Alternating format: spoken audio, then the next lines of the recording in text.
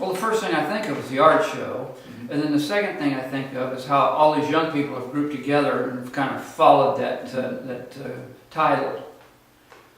And they've kind of separated themselves from the older formal hot rod world, or street rod world. Okay, here's another element that I think is important for you to know. There wasn't any rat rods, and in '79, it's in this book, in '79 I started putting my Roadster together. And I got a frame from Pete Eastwood, a rolling frame, and Pete Shapiris and Jim Jacobs, they said they would help me put a Roadster together. They'd get me this frame from Eastwood if I would not paint the car, so they'd know that there was always one 32 Roadster that was funky on the street in primer. So I built the Roadster and just put it in primer with a lot of dents in it and stuff, and it started driving in '82. And this was the first rat rod, period. The first rat rod. Okay, about 6 months after that, Pete Eastwood came out with a primered 32 sedan that was on the cover of Hot Rod magazine. A lot of people think that sedan was the first rat rod, but it wasn't. My Roadster was. Oh, no, so the whole thing started with my Roadster.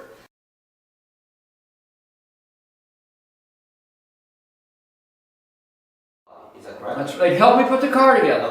Okay. They had, see, all they did was slick cars for very wealthy people, and they were sick of wealthy, goofy people coming there wanting everything perfect and chromed and just throwing money. They wanted to see some real hot rods and make sure there was one real 32 Roadster still on the streets of LA. There's the car. Oh, okay. See? Here's when I got the body in 1968. See, just a body. Okay. Here is when Pete Eastwood took his 32 3-window coupe apart and I got that frame. See?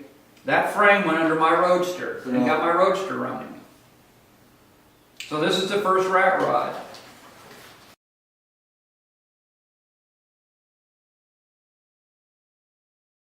Well, they didn't like it at all. Everyone presumed the car was in an early stage of being complete, and I was the first person to ever declare this car is a finished car. You know, this is a statement. I see. So I couldn't get into car shows and stuff, or any kind of informal car show. They wouldn't let me in. I'd have to park outside.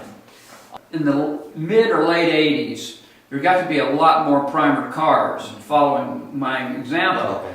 So Pat Ganal, you know Pat Ganal? Yeah. Pat Ganal did a real nice article in Rod and Custom on suede cars. He was the one that used the term suede for primered cars. So getting in Rod and Custom was the first time that the whole country understood that there was a culture of primered cars starting.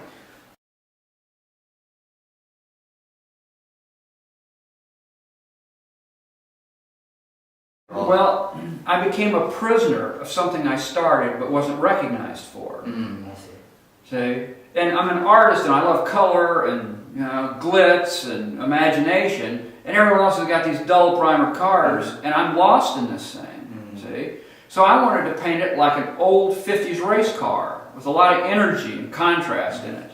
I go to the Primer Nationals, or I go to Bussing of the Cars, or I go to any of these funky things, and if there's 2,000 people there, maybe 20 realize I started this thing. So I just said, fuck it, I'm lost in this thing. Right.